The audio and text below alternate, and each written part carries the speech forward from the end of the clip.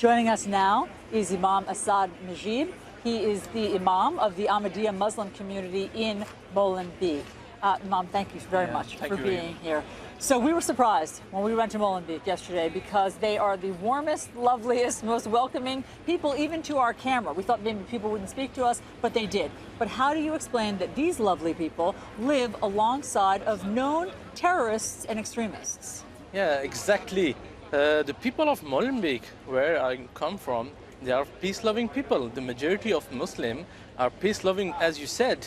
And there is only a small minority who are doing this on the name of Islam to defame its name. Yes, I mean, of course it's a small minority. However, there are at least 4 known terrorists who are connected to the Paris attacks and now these Brussels attacks, Abdel Salam and his brother. So how can the community be protecting them and not be turning them into the police?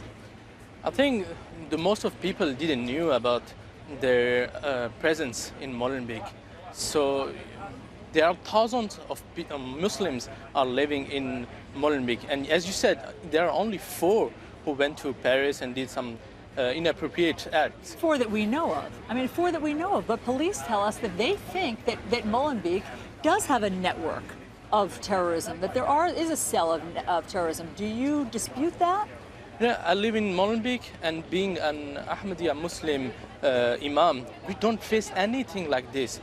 In our community, since the childhood, the children are taught to be peaceful people, and our faith teaches us that we should love our country of residence. But yeah, however, it does exist the factor of radicalization. I think the government of Belgium should look deep in these areas, and especially in the religious areas, likewise in mosques. I think the doors of the mosque should be open for the government, like the doors of the Ahmadiyya Muslim community's mosque is open for everyone, even for the government. So when you say the doors of the mosque to be open to the government, you mean you would not object to surveillance? No, I'm for that. I think the mosque should be monitored. As the head of the Ahmadiyya Muslim community said a few months back, he said clearly that the mosques of Europe or everywhere should be monitored by the government. It is the duty of the government to make sure the safety of its people. And we know that these people are radicalized by some religious factor. So we have to look in the source of it. So maybe the government should look deep in all religious areas. You know, we also hear from people, they say the imams don't speak out enough against radicalization. They don't speak out enough against violent extremism. In your mosque, do you speak out against radicalization? Yes, I can speak only on the behalf of the Ahmadiyya Muslim community. And I know that since yesterday, since this attack happens, we were the first one to condemn it. And our youth here, they were in hundreds, and we were like with the banners of love for all and hatred for none here. So this is the message we are trying to give here of the people of Europe, to the media, to everyone. How do you keep young people in Molenbeek, in your mosque, from becoming radicalized? We've heard about the unemployment in Molenbeek, something like 40% youth unemployment. Yeah, 43%. 43%. So what do you tell young people about avoiding the ideology of radicalism?